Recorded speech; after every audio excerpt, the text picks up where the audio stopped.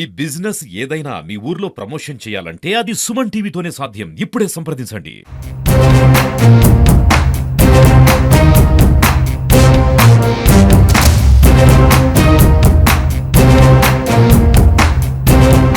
నిన్న జరిగినటువంటి బాధాకరమైన సంఘటన అని చెప్పొచ్చు. నిజంగా ఈ సంఘటన విని బండి మల్లయ్యకు ధైర్యం చెప్పడానికి వచ్చాడు. తెలియగానే వాడిని పరామర్శించాడు, వాడికి వచ్చాడు, దగ్గరుండి కార్యక్రమాలన్నీ చూస్తున్నాడు.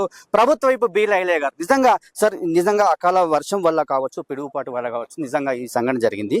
మరి వారికి ఎలాంటి ధైర్యం ఇచ్చారు సార్? వారికి పేద కుటుంబం పుట్టినటువంటి వ్యక్తి, నిజంగా వారికి ఎలాంటి ధైర్యం ఇచ్చారు మీరు?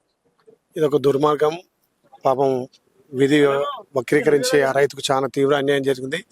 రాజపేట మండలంలో ఉన్నటువంటి రేణుకుంట, అదేవిధంగా చల్లూరు రెండు గ్రామాలలో పిడుగుపాటు వల్ల అక్కడ 2 ఆవులు, ఇక్కడ 51 పెద్ద మేకలు, ఒక్కొక్క పోతులు అందులో 14-15 పోతులు ఉన్నాయి. ఒక్కొక్కటి 25,000 అమ్మే పోతులు.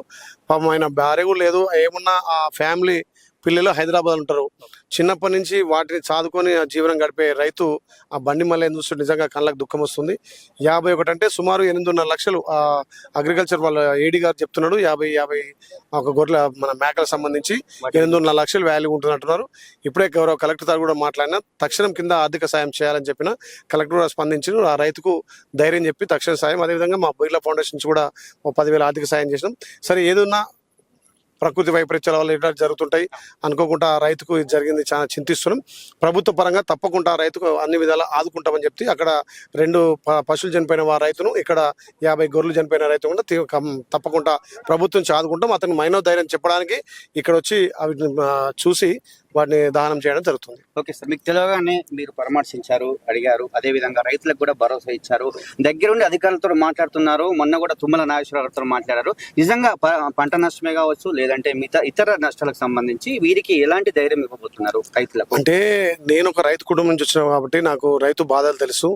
ఆరుగాలను పండించే పంట కానీ 5-10 ఏళ్ల నుంచి వాటిని పెంచి పెద్ద చేసి ఒక పిల్లల కంటే ఎక్కువ కూడా ప్రేమించే రైతు బాధ మనకు తెలుసు. కాబట్టి ఆ రైతును ఓదార్చాలి. ఎందుకంటే రైతు గుండె పలిగితే ఏం అఘాత్యం చేసుకుంటానే తర్వాత రాత్రి మందలించడం జరిగింది. ఇప్పుడు దగ్గరుండి వాటిని అన్ని పరిశీలించి ఆయనకు ప్రభుత్వం నుంచి కూడా ఆర్థిక సాయం అందించే విధంగా, అంతకంటే ముందు ఆర్థిక సాయం కాదు, మనోధైర్యం కల్పించాలి రైతుకు.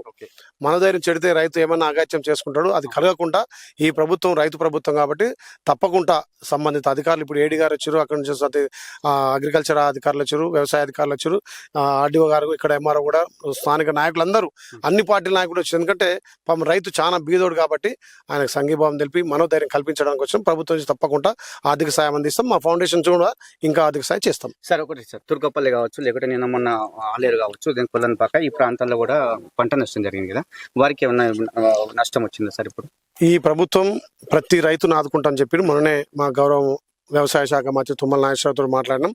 ప్రభుత్వం అంచనా వేసి మామిడి తోటలకు కానీ వడ్లకు పూర్తిగా న్యాయం చేస్తామని చెప్పినాం. పంట అంచనా వేసినాం, అధికారులతో అంచనా చేసినాం. రేపు ముఖ్యమంత్రి 22వ తారీఖు జపాన్ నుంచి వస్తుండు. వచ్చాక వాళ్ళతో కూర్చొని రైతుకి ఏ మేరకు నష్టమైంది, ఏ రకంగా వాళ్ళకి ఇబ్బంది లేకుండా చూడాలి, ఎంత నష్టపరిహారం అందించాలని చెప్పి గౌరవ ముఖ్యమంత్రి తోటి, అదేవిధంగా వ్యవసాయ శాఖ మంత్రులతో మాట్లాడి తప్పకుండా ఈ ప్రాంత రైతులను కాపాడుకునే బాధ్యత మాది. పక్క నియోజకవర్గం జనగాం కానీ అక్కడ పాలకుర్తి చాలా వడగళ్ల వానకు నష్టం జరిగింది, తోటలు నష్టపోయినాయి. నిన్న కూడా అక్కడ పిడుగులు కూడా ఎక్కువ పడినాయి. ఆ రైతులకు కూడా మనోధైర్యం కల్పిస్తున్నాం. రైతులతో నేను మాట్లాడినా ఈ ప్రాంత రైతులను కాపాడుకునే బాధ్యత మాదిగా, ఒక రైతు కుటుంబం నుంచి వచ్చిన వ్యక్తిగా నాకు రైతు బాధ తెలుసు కాబట్టి ముందుగా వాళ్ళని పరామర్శించి మనోధైర్యం కల్పిస్తే ఆర్థిక సాయం ప్రభుత్వం చేపిస్తే బాధ్యత తీసుకుంటాం. బండి మల్లయ్య మీరు చూడగానే ధైర్యంగా ఉన్నాడు. నిన్న నుంచి కూడా మీరు మాట్లాడుతున్నారు. నిజంగా బండి మల్లయ్యను చూడగానే, ఎందుకంటే చాలా బాధ కలుగుతుంది.